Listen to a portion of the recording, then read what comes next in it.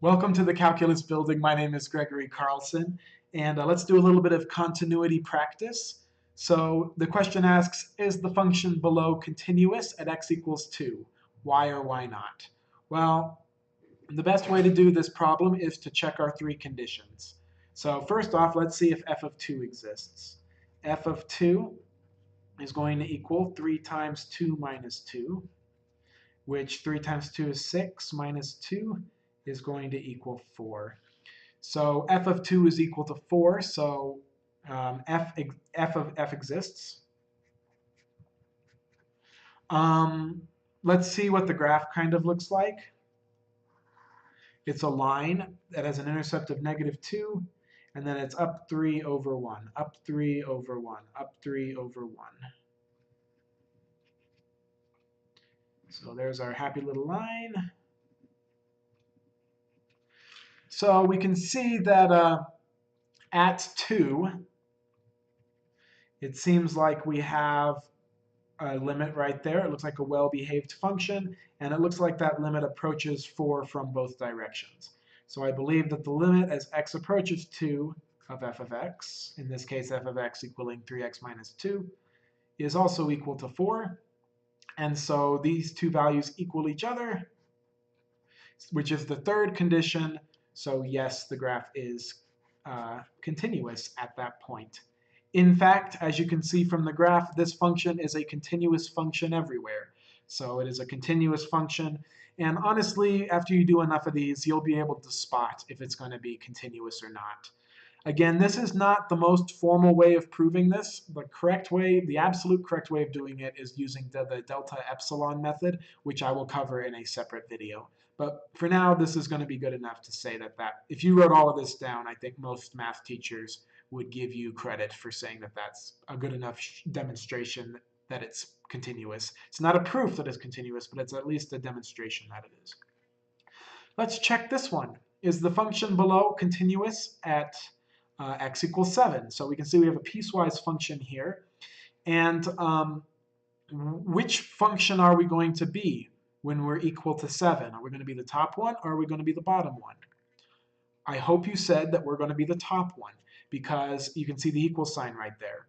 So f of 7 is going to equal this top function. So really the easiest way to check to see if this is going to be continuous is to plug in 7 into both of these and see if they come to the same point. If they do, then we're probably continuous there.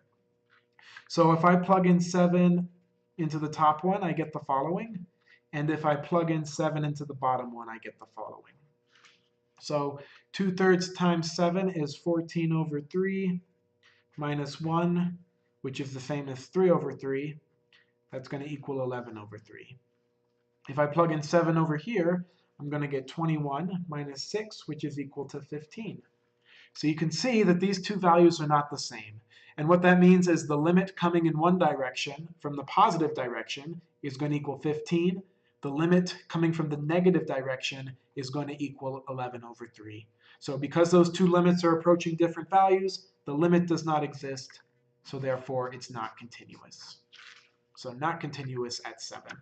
Let's try this one. Are we continuous at -6? Well, you can see that we've got a removable discontinuity here.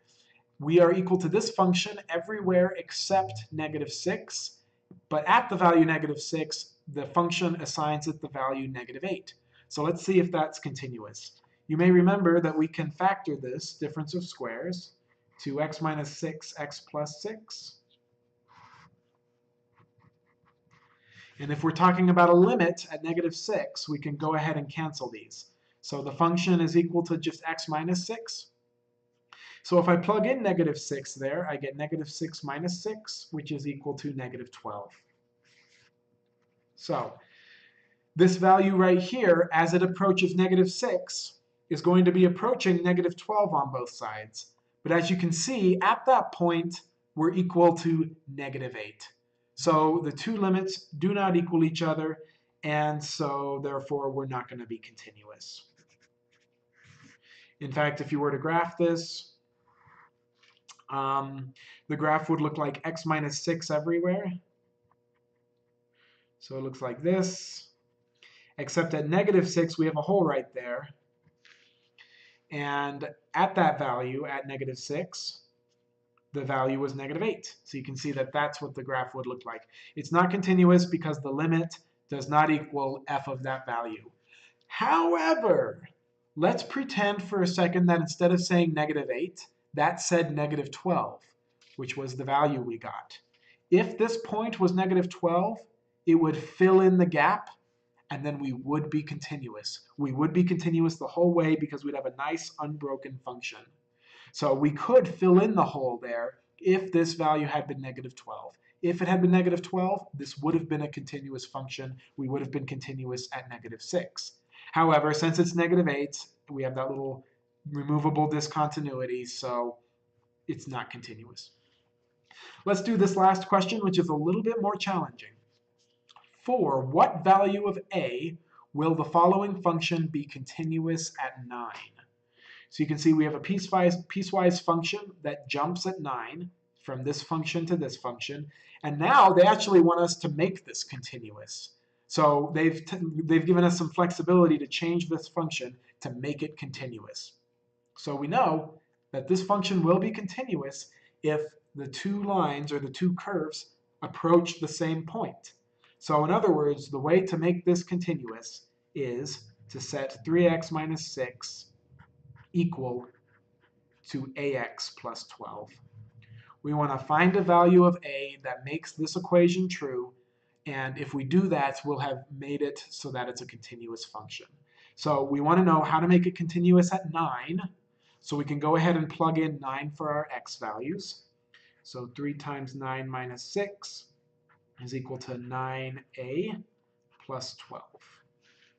Okie dokie, so let's solve that. That's going to be 27 minus 6 equals 9a plus 12. Combine like terms here, 21 equals 9a plus 12. Let's subtract 12 on both sides to cancel. Hopefully you're really good at this from all your pre-calculus and algebra. We get 9 equals 9a, so the final step is to divide by 9, and we get a is equal to 1. And that's going to be the answer. If a is equal to 1, this is going to be continuous because at that we know that this is continuous everywhere and this is continuous everywhere because they're both well-behaved functions. So the only question is we got to make a meet in the middle. We got to make a meet at this jump. And if we set a equal to 1, let's see what happens. So you can see I've just removed a because a was equal to 1 right there. So let's see what happens if we plug in 9. Plug a 9 into the top and you get 3 times 9 is 27 minus 6 is equal to 21. On the bottom, if we plug in a 9 right there, I get 9 plus 12 equals 21. So at the value 9, both functions reach the same point, which is 21. So yes, this is a continuous function if a equals 1.